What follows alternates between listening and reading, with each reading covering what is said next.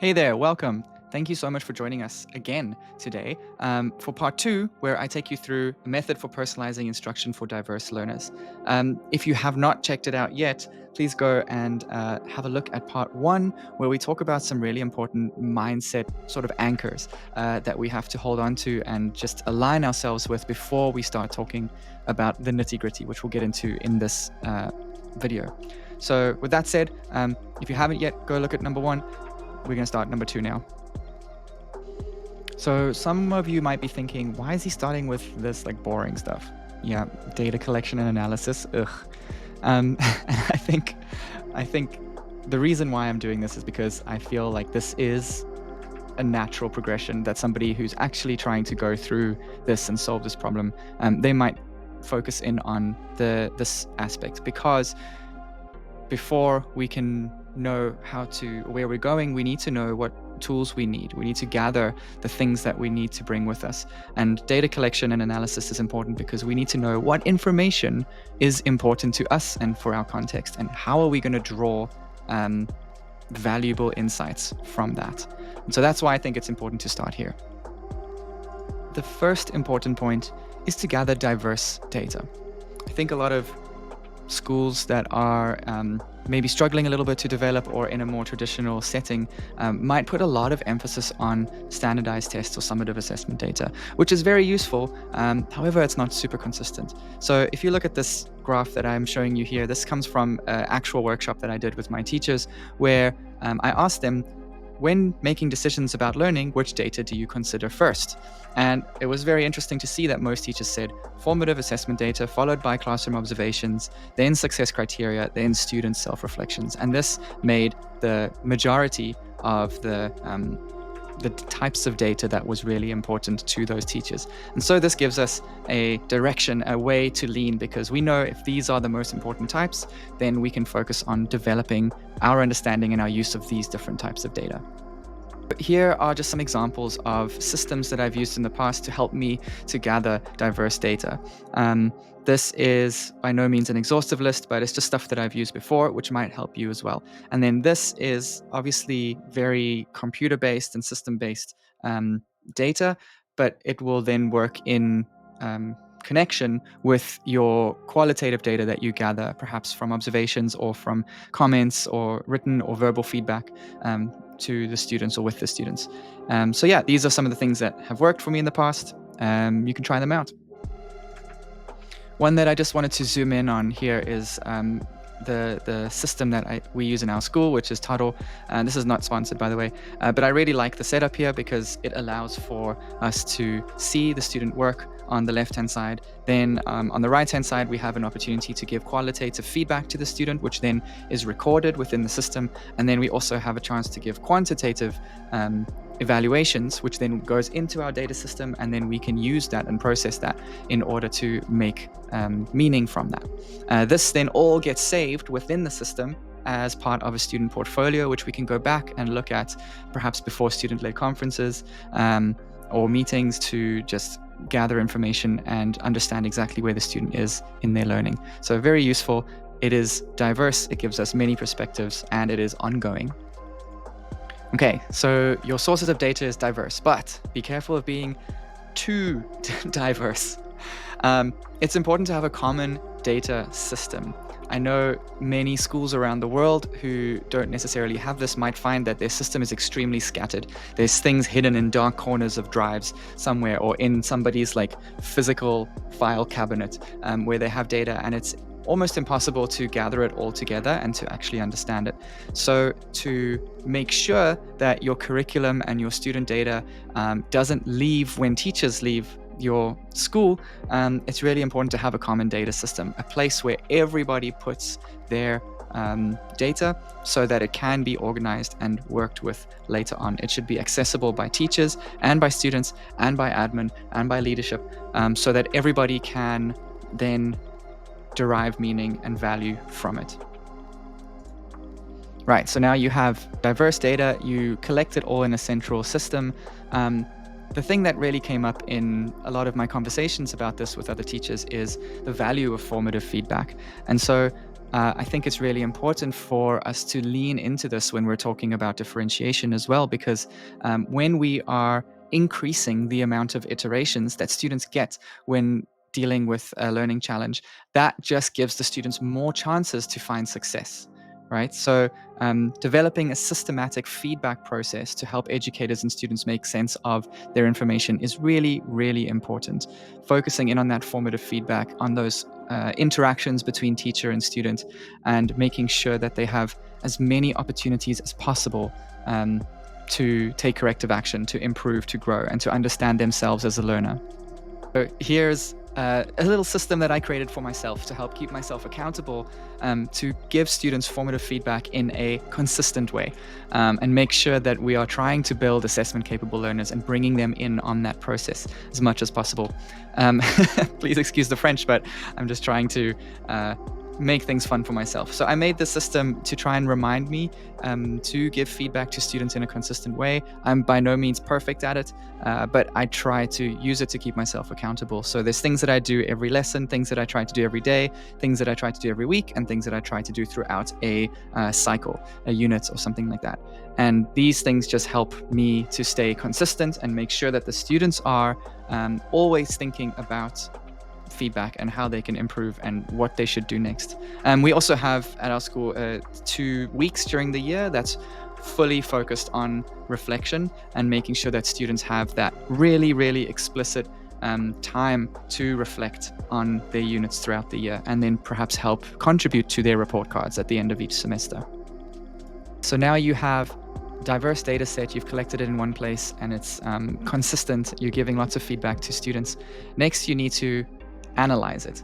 And I like this quote because it says here, the data preparation stage should be seen as another step in data collection, as the researcher selects and reorganizes the data to address research questions. So this is a really important step, because this is where we make meaning. We collect everything from our central system, and then we identify the specific questions that we want to answer that is going to help our specific context and our specific students. And then we use the data to answer those questions. So this is just a really important part. And the nice thing about this is that you only really have to do this in a big way once, because your questions will most likely be somewhat repetitive as the years go on. And then as you do move into the future, you just make little tweaks here and there, as you have already got that template sort of set up. So that's data analysis. So here's a quick example of what we do. Our sort of data shows up like this, where we have students on the top row and the learning outcomes on the bottom, or on the left, and it tells us if a student has met or exceeded or is developing towards or is emerging towards a specific learning outcome. We then export that data into one big sheet that looks terrifying like that, and then we use it to answer the specific questions that we want to know about. So for example, in this graph here, we're trying to figure out what is the overall distribution of the students in terms of their evaluations in the whole class. So we can see this is quite a general bell curve sort of pie chart over here that shows that there's a lot of students in the middle meeting or developing, and there's few students exceeding and few students emerging. And so maybe we need to try and figure out how to make that bell curve a little bit more skinny or move it over to the side.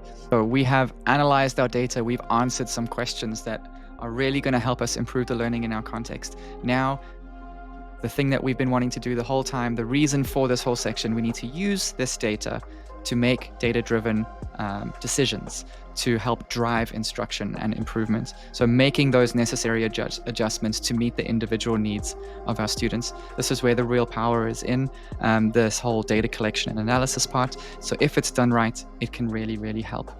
And there's many, many ways to do this. You can make decisions about physical layout, resources, overall atmosphere of the classroom, etc. There's so many different things that we can do. But the key point is that we are constantly collecting, analyzing, and making decisions and taking action over and over again, consistently and repeatedly, so that we iterate. Just like the students iterate with their learning, we iterate with our teaching, and we try to get better over time. Hopefully in a systematic way that guides us through this process. I know that's quite hard to achieve, but that is, I guess, the dream. But yeah, there is data analysis and data collection for you. Okay, next, let's talk about some tech. I put this section here specifically because I think that it is another aspect that we need to do before we get to the learning and teaching side of things, that will help us just do it so much better and differentiate for so many students.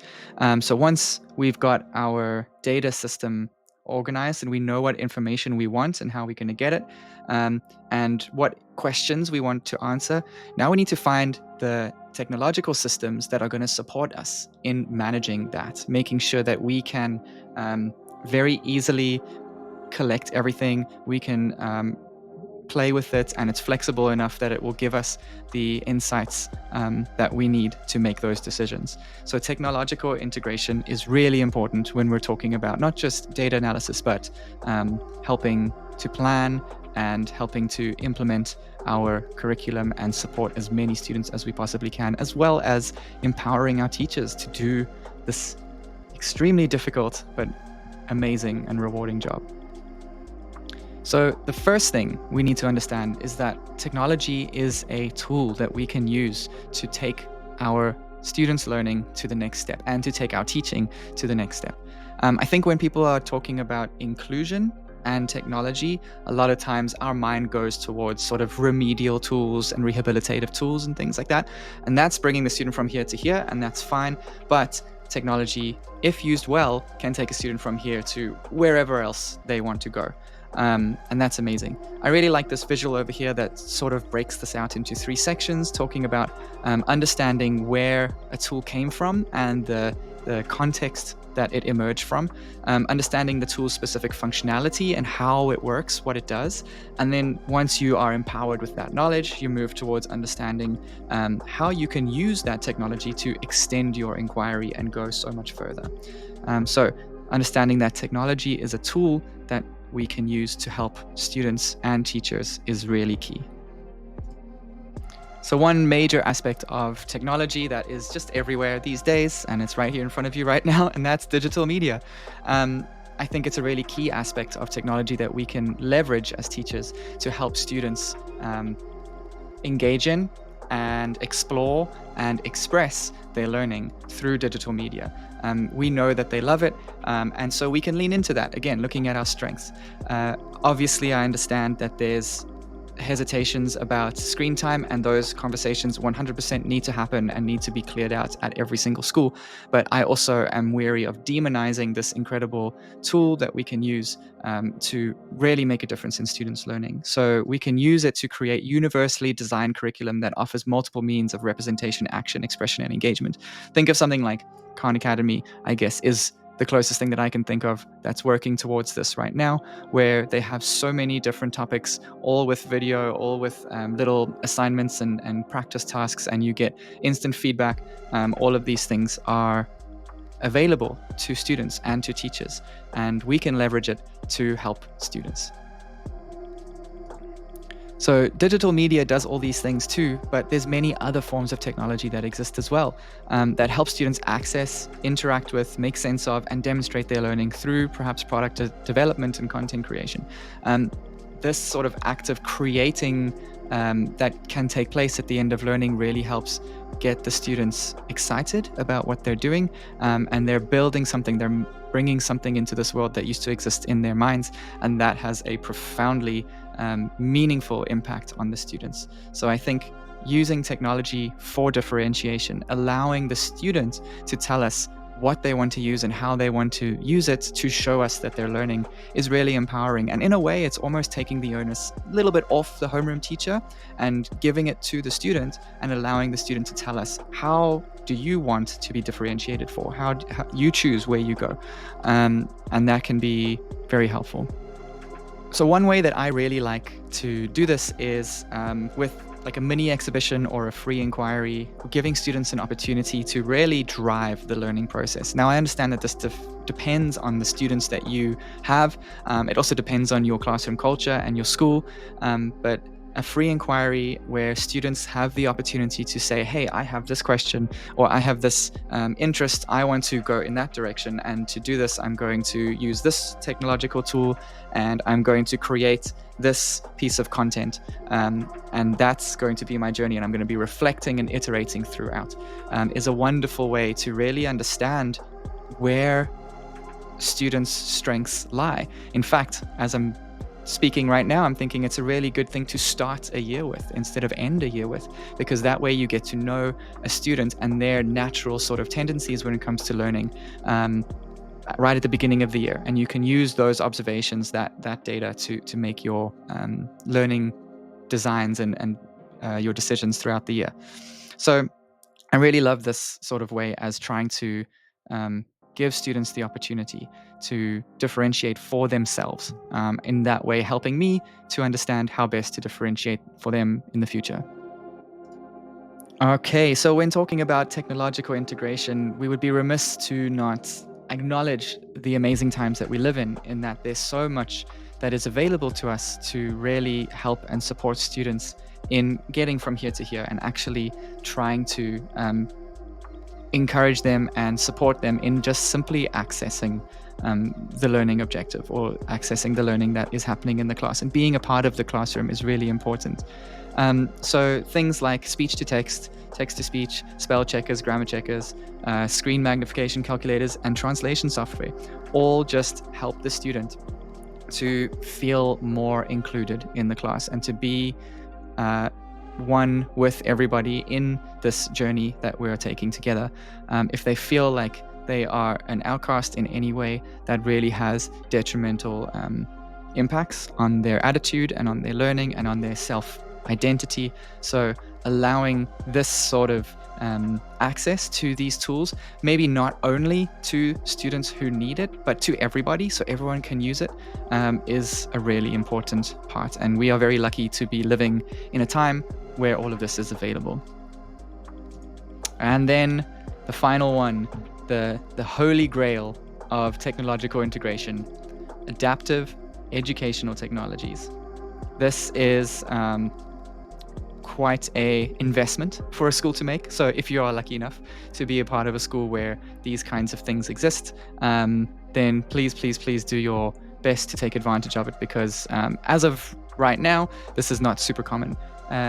But hopefully in the future, it's going to expand as the rise of AI continues and it gets cheaper and cheaper and more accessible. Hopefully it will help. But if you're not too sure what I'm talking about, adaptive educational technologies are those that modify elements of the system in response to information about the learner.